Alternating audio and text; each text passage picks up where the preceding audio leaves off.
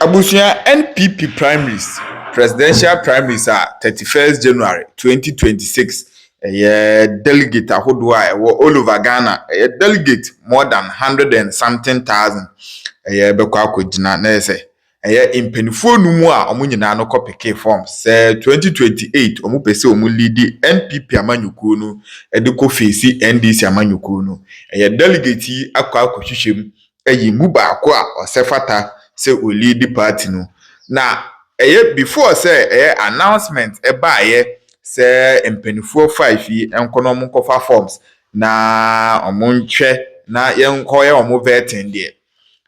Ahogono enyamba NPP amanyuku because day in day out in some ahodoa amanfo de beto honom efa various camps a omunyina no ekofa forms no abusua enya asenketua na delegate ahodoa all over Ghana nyina no omo kyerese elections ne de between Kennedy Akomprekwa Japan sanso na Dr. Mahmoud Bawumia omo kyeremu a enye den a empenifo mienu wei na after say 31st January 2026 ebebe awie de na ebu baako ehwure di kan a enya asemketua na anu ada na mde story bremu ana ma ekyerese Kennedy Akomprekwa Japan de na probo no akwa mu ewo Western region sanso na Dr. Mahmoud Bawumia ono nso de na probo no akwa mu ewo Eastern region a omunyina na omukopie mu ewo various region no kyese aidom ene ade a epu behwe omo no na se enya asemketua okohwem ewo wabra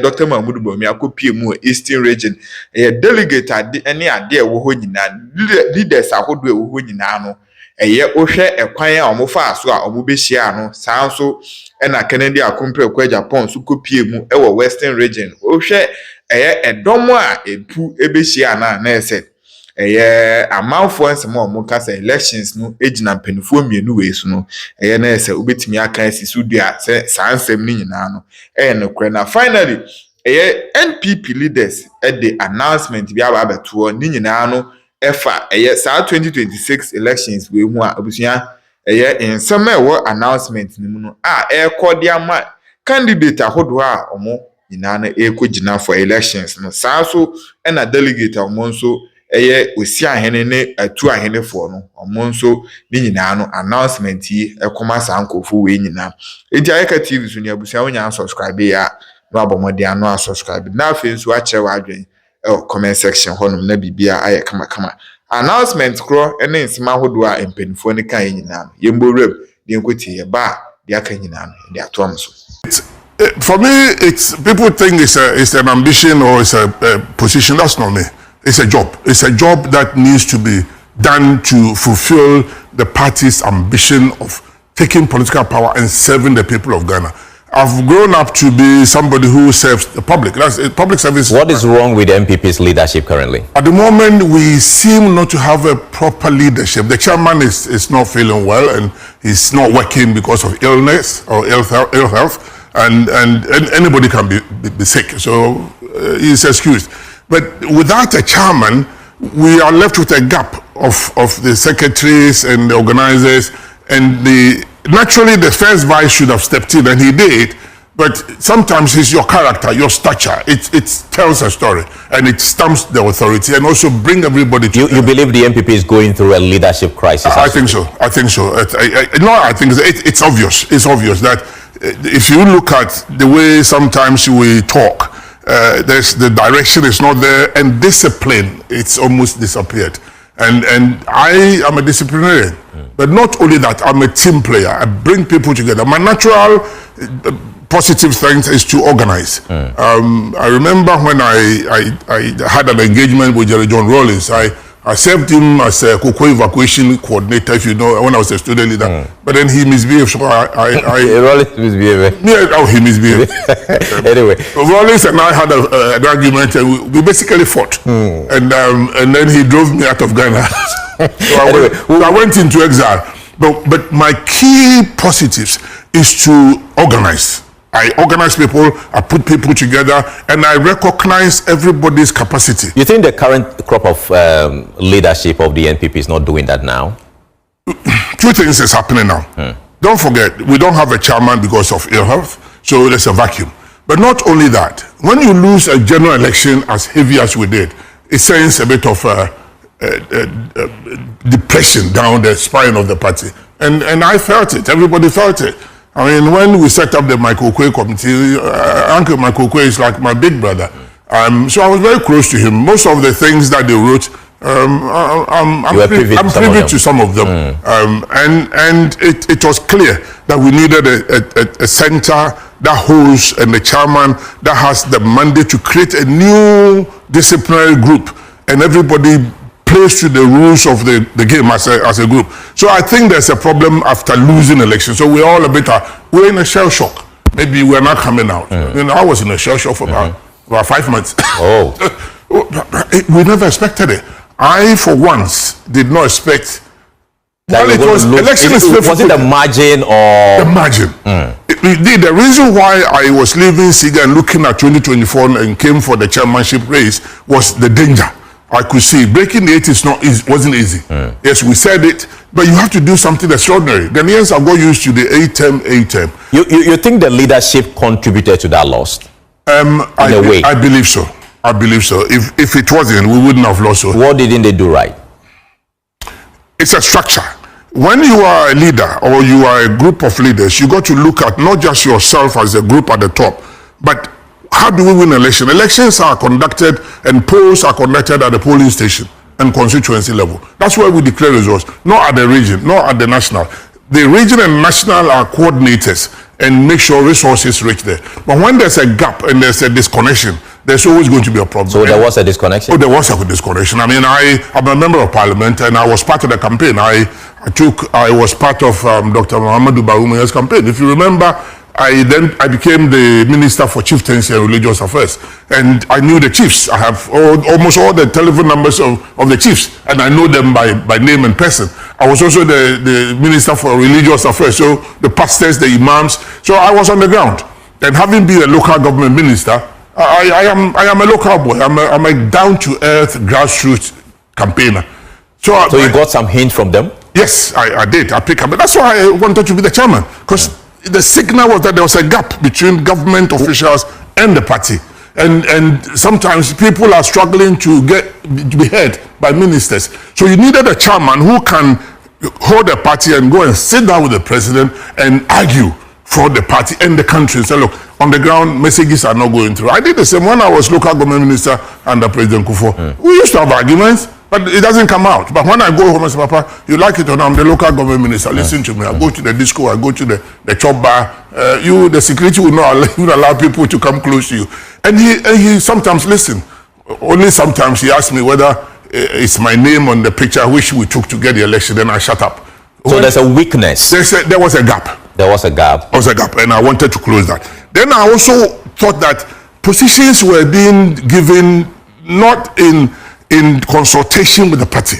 So some positions, the party wouldn't know who was this person. They came from, and we were struggling to understand some of them. I was lucky when I was SIGA Director General to pull them together under the chamber. So whether I knew them or not, they had to come down a certain structure. And I am a believer of a structure and discipline, and also honesty and integrity. Because if you don't get that, you will do what you like. Which of those positions you thought was not really, properly crafted and all that? Well, once the chairman was out, it was difficult. Secretary gets instruction from chairman or the National Executive Committee and National Council. But day to day, the chairman gives also a direction, also mentor the young ones. The secretary is a young man. He's my So there was a disconnect between the presidency and the party at that level. Yes. And then there was also a gap between appointing people to certain government positions. So I came up with a policy guideline which I said 60-40. Government must take 60% of appointment or the president with his people, but 40% comes to the party, so that the party will select its own nominees for ministers. There are some people. You put this out? Oh yes, I put it out there. Did the president listen? The president listened, but he wasn't the only one. He did what? 80-20? 60-40. So that's one of my key policies. You see, party makes the government. It's not a government mixing party. So when the president gets there, he didn't go there as independent candidate. the party must have a say. The party must nominate. Some people are in the constituency level who could be a minister, who can be a DCE. Right. We must bring them out. Most often, there are people who are close to the executive power who get nominated and mentioned. And somebody is in Bumpurubu Yoyo. He can be a minister for local government. Who knows him? Unless he comes to Accra most of the time. But he has to be locally. So I came up with the 60-40. Not only that, I also came up with an idea that, look, the youth, we are detaching from the youth. The youth are the majority in Ghana, in the voting population. So if you're a political party and you miss out on the youth, you are basically calling... How did the NPP miss out on the youth? What we did was do the normal thing of the youth playing what do you call it, artists to play, but that's not the solution. That is entertainment. But when you finish, what's the database of the youth? Who are you dealing with? The youth organizers. What's your role? And what's the voice of the youth organizers in the National Council? Are you with me? It's only one person who comes to the National Council as a youth organizer. But can't we have a structure where the youth plays a critical role in the National Council, National Executive? Yes, they will come there as an individual, but they should come in bulk so they can speak as a group. Okay. What about the youth? What about the women?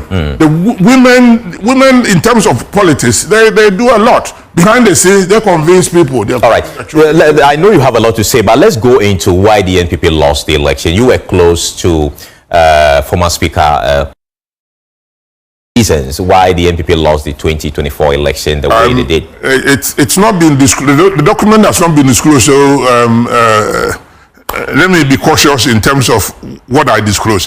But what I know, and working with everybody and listening to my team and platforms I belong, and also working with my Kokwe, the key point was about policy directions.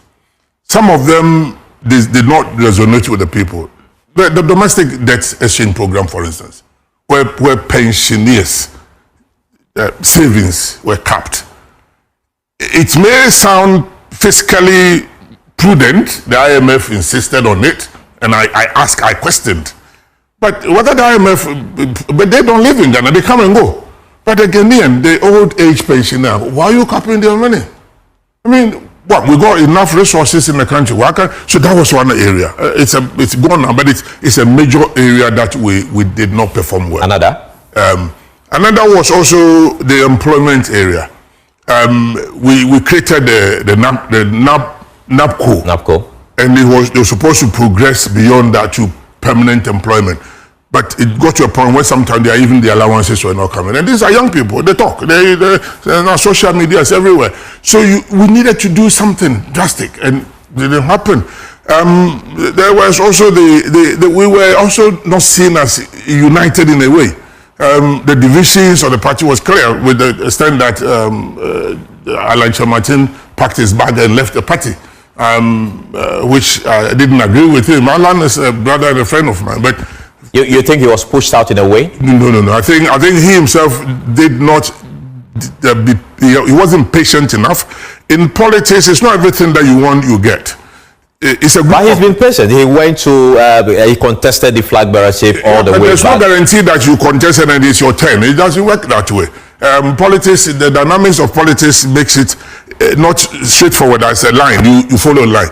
Yes, you maybe have an advantage, but you have to argue your case out. And you have to be tough. You think he didn't do that? Well, I won't go into some detail, but there was a disconnect because he took some guys out. And it's not just him. I spoke to him a lot and I wanted him to stay, but he left. And I still talk to him. I said, look, you'll bring him back if you become the chairman of the NPP? At the moment, it's a difficult question. I'll keep the door open and talk. But to bring him back, he left himself. I mean, if he has to come back, he has to come back. I don't have to go and bring him. Okay. Are you with me? I mean, yes, we need numbers, but we will dialogue and see what it goes. But I don't think it's an open-ended... something. Okay, was arrogance of power part of the reason why the NPP lost? People say that, but you see, power, whether it's NDC or NPP, it gets into your head a little bit sometimes. So it plays a role. And I can tell you, even the NDC now, I know some of them are complaining. They are young men, they call their minister, they don't pick. Their business is not your fault. But that's why you need a party structure that works, that resonates. Indeed, that's why the chairman of the party becomes a cabinet or sits in cabinet it's not cabinet minister, but sits in there. Okay. The secretary sits in there. So they can present... Argue all this issue.